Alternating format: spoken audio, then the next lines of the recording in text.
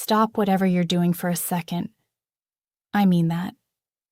Put your phone down, close the other tabs, because what I'm about to walk you through over the next 20 minutes is going to change the way you look at power, actual power, in today's world.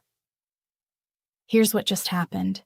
$8 billion in American defense contracts were not renegotiated. They were not paused. They were canceled. Quietly, carefully, step by step. And all of this happened while the President of the United States was standing in front of cameras telling the world that he had Canada trapped. He didn't.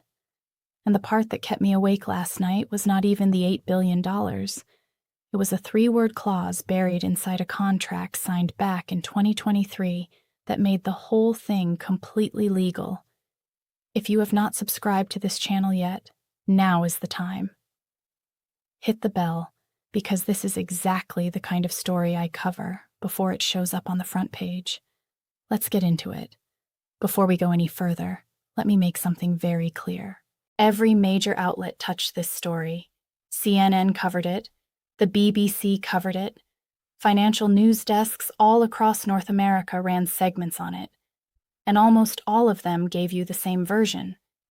Canada canceled $8 billion in defense contracts to retaliate against Trump's tariff ultimatum. That framing is not exactly wrong, but it is incomplete. And incomplete framing is how the real story gets missed. So, here's what actually happened. And I need you to pay close attention to the order of events, because the order is the whole story. Tuesday morning, 9:14 a.m. Eastern Time. The White House announces a 48-hour ultimatum aimed directly at Canada. Remove the tariffs, reopen the border, buy American, or deal with economic consequences unlike anything a neighboring country has ever faced. Markets moved almost immediately. The Canadian dollar slipped 1.5 cents before lunchtime. 3 sitting U.S. senators publicly said Canada had run out of room to maneuver. A Fox News anchor said the Prime Minister was finished. On paper, Canada looked boxed in before either side had spent a single dollar. But this is the part that changes everything. While Donald Trump was on television, while he was putting on a show of strength for the cameras, Mark Carney walked into a room. 11 people were already there. 2 officials from National Defense, 3 from Global Affairs, 1 from the Privy Council office, the Deputy Minister of Public Services and Procurement, 2 lawyers, a chief of staff, and Carney himself. They were not watching the press conference. They were not writing a response statement. They were not calling Washington. They were reading contracts. $8 billion worth of contracts. Every one of them connected to Canadian government purchases from American defense suppliers. And every one of them contained a cancellation clause written years before Donald Trump ever returned to office. At 4:17 p.m. Eastern Time, the first cancellation notice went out from Ottawa, an $840 million fleet contract, light armored vehicles, supplier based in Ohio. The company did not get a phone call. They did not get advance warning.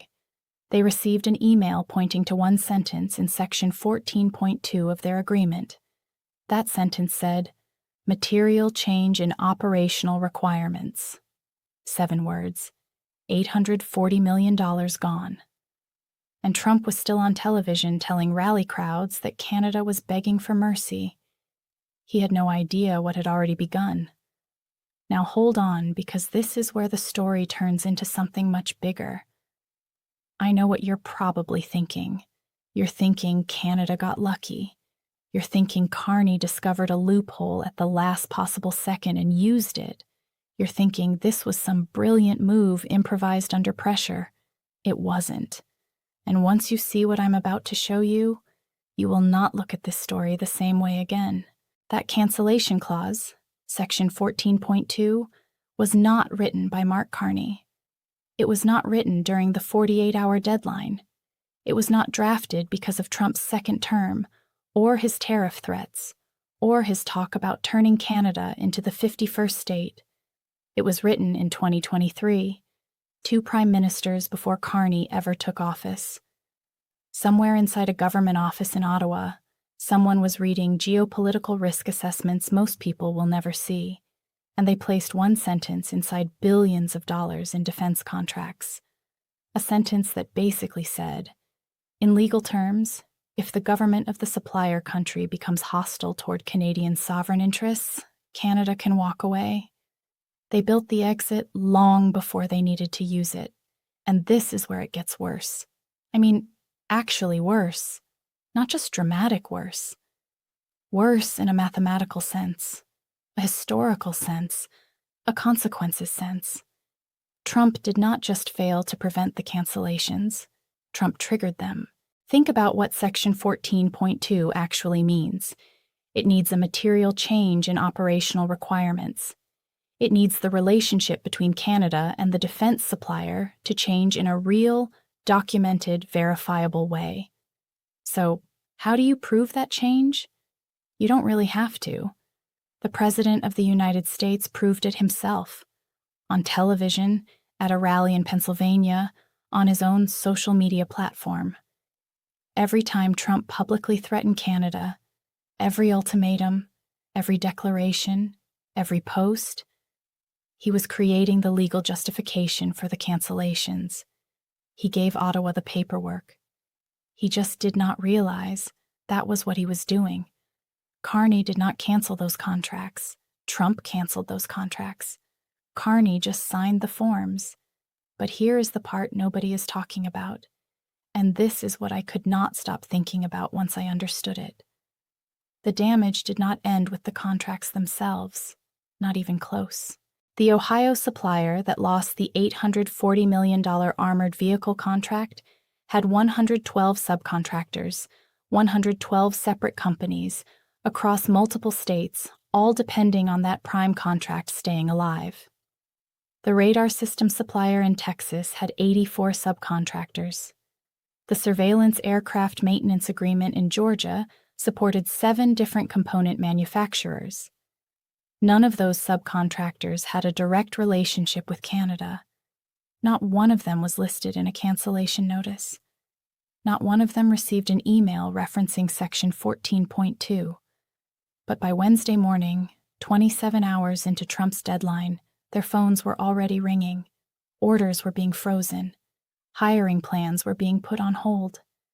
Vendors were being told that incoming volume was about to shrink. 43 American companies affected. 31,000 American workers tied to the fallout. Every single one of them domestic. Every single one of them American. And I want you to sit with that number for a moment. 31,000 workers. Not because of aggression from a foreign government, not because of a natural disaster, not because the market collapsed, because a 48-hour deadline was announced on television without anyone in that room first asking one simple question. What if they already have a way out? They did. They always did. And the clock Trump started at 9:14 on Tuesday morning was not counting down to Canada's surrender. It was counting down to the moment Ottawa would use the exit that had been sitting there for 2 years. 6 more cancellation notices went out before the deadline ran out. By Wednesday at noon, $3.1 billion was gone. No press conference from Carney. No dramatic announcement. No social media comeback. Just paperwork moving quietly in one direction while the cameras were pointed somewhere else entirely. Here is what almost no one is talking about, and I want to be careful with how I say this. I'm not saying the media reported false facts. I am saying they stopped one layer too early. They told you what happened. They did not explain what it actually means, and those are not the same thing. So, for the next few minutes, let me translate it for you. The first thing almost everyone missed is this. Mark Carney did not win because he is simply smarter than Donald Trump. I know that version is satisfying. I know it makes a clean headline, but it is not the real story. And if that is the takeaway you leave with, then you are going to misunderstand every trade fight that comes after this one. Carney won because the system did what it was built to do. A slow, bureaucratic, not very glamorous government procurement system worked exactly the way it was supposed to work. Someone in Ottawa, back in 2023, sat down with a legal team and asked a question most governments do not bother asking. What happens if this relationship turns hostile? And then they wrote the answer straight into the contract language. That is not magic. That is not genius. That is preparation. And that difference matters because the question American policymakers should be losing sleep over is not how did Canada pull this off? The real question is, why did we not have the same protection on our side? Why were there no matching clauses in the American side of these agreements? Why was there no Section 14.2 protecting American suppliers from a situation where their own government's public rhetoric made the contracts impossible to maintain? That question has not been asked loudly enough. And until someone asks it seriously, the weakness Canada just used is still going to be sitting there wide open in the next round of agreements. Now, here's the second thing nobody wants to say out loud. According to people familiar with the internal messages moving between Ottawa and allied governments after the cancellations, Canada was not the only country watching this unfold. Officials in New Delhi were watching. Brasilia was watching. Jakarta was watching. And what they saw was not just a dispute between Canada and the United States. What they saw was evidence that American defense contracts are no longer the automatic, stable, politically protected agreements everyone assumed they were. They are now seen as tools of political leverage, and the second a contract becomes a political tool, it also becomes a political risk. That realization is already changing procurement conversations in capitals. Most American analysts are not watching closely enough. I'm not guessing about that. I am telling you what those conversations look like. Third, and this is the part the pro-Canada version of this story tends to leave out, Marcus is hiring. Marcus is expanding. Marcus opened a second facility. Yes, that part is true. But Marcus is also taking on risk that nobody is putting on the front page. He grew from 21 employees to 58 in less than a month. He raised wages by 11% just to keep his workers. He accepted million transfer order with a 90-day delivery expectation from a procurement officer he had known for 6 years, but who had never once asked him to move at that speed. That is not a victory lap. That is a tightrope. Supply chains do not shift smoothly just because people want them to. When you redirect $8 billion in contracts toward Canadian, European, and South Korean suppliers within 48 hours, you are not just flipping a switch. You are starting a years-long process of building new relationships, new dependencies, and new vulnerabilities. Seoul and Berlin are gaining volume right now. But volume creates leverage. And leverage, as this whole story shows, eventually gets used. Canada did not walk away from this untouched. Canada walked away with a different set of risks than the ones it had before. That distinction matters. Fourth, go back and watch Carney's 6-minute press conference again if you have not already. Count how many times he says Donald Trump's name. 0. Not once. In 6 full minutes of remarks about a decision that was triggered entirely by Trump's ultimatum, the Prime Minister of Canada did not say his name a single time. He called it a routine procurement review. He talked about operational stability. He referenced procurement standards. Let me translate that for you. In diplomatic language, refusing to name your opponent at the exact moment you win is one of the strongest forms of dismissal possible. That is not restraint. That is not politeness. That is a message. It says you were not important enough to be named in the outcome you caused. According to people familiar with Ottawa's communication strategy around that press conference, the choice not to mention Trump by name was intentional, coordinated, and approved at the highest level. It was not an accident. It was the sharpest possible response to a man who treats attention like currency. Carney did not just cancel the contracts. He canceled the acknowledgement. And more than any dollar amount, That is what hit Washington the hardest. I know what some of you are probably thinking right now. You're thinking this is a Canada and America story, a political story, something that plays out in boardrooms, government offices, press conferences, and closed-door meetings, and that it has nothing to do with your life, your job, or your bank account.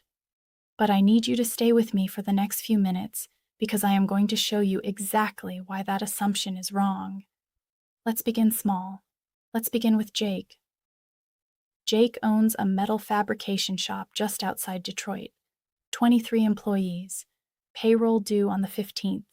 About 60% of his revenue comes from subcontracting work connected to American defense suppliers, the very same suppliers that received those cancellation emails from Ottawa. Jake never signed a contract with Canada. Jake has never even been to Ottawa. Jake voted in 2024 for a candidate who promised to protect American manufacturing jobs. And on Tuesday afternoon, when that first cancellation notice left Ottawa at 4:17 p.m., Jake was probably standing on his shop floor with no idea that anything had changed. By Wednesday morning, his phone rang. His biggest customer was putting next quarter's contract on hold, not canceling it, suspending it indefinitely. No explanation was offered. None was really needed. That customer had just lost a Canadian agreement they did not even know existed until that morning. Jake's payroll deadline was 18 days away. By March, Jake's shop was closed. Not directly because of the cancellations themselves, but because his largest customer in Ohio never got its volume back. That Ohio contractor laid off 400 workers in February. Jake's renewal agreement was never signed. 9 of his 23 employees were let go before the doors finally shut. 3 of them now work for Marcus in Hamilton. They crossed the border on TN visas. That is not symbolism. That is not some neat metaphor. That is what supply chain redirection looks like when it reaches real people. It does not announce itself. It does not arrive through a press release. It starts with a phone call, then a payroll gap, then a locked door. Now pull the camera back. Defense stocks dropped 2.9% on Thursday alone. The S&P 500 fell 1.4% that same day. So if you have a retirement account, a pension, or any exposure at all to American equity markets, you felt it. You may not have connected that drop to a procurement clause sitting in an Ottawa government office, but the connection was there. And over the longer term, the numbers get a lot harder to ignore. Pentagon analysts have estimated that the long-term damage to America's defense export business caused by the precedent set during those 48 hours could land somewhere between $42 billion and $67 billion over the coming years. That range includes lost contracts, future bids that never materialized, and the cost of rebuilding credibility with allied procurement offices that are now doing their own version of the risk assessment Ottawa did back in 2023. $42 billion on the low end, $67 billion on the high end. To put that in context, that is not some rounding error. That is larger than the annual GDP of most countries, with a seat at the United Nations. And then there is the layer that still does not appear in any financial model. South Korean defense companies are now being built into Canadian procurement infrastructure. European contractors are gaining the kind of volume that puts them in position to compete directly against major American firms in future NATO bids.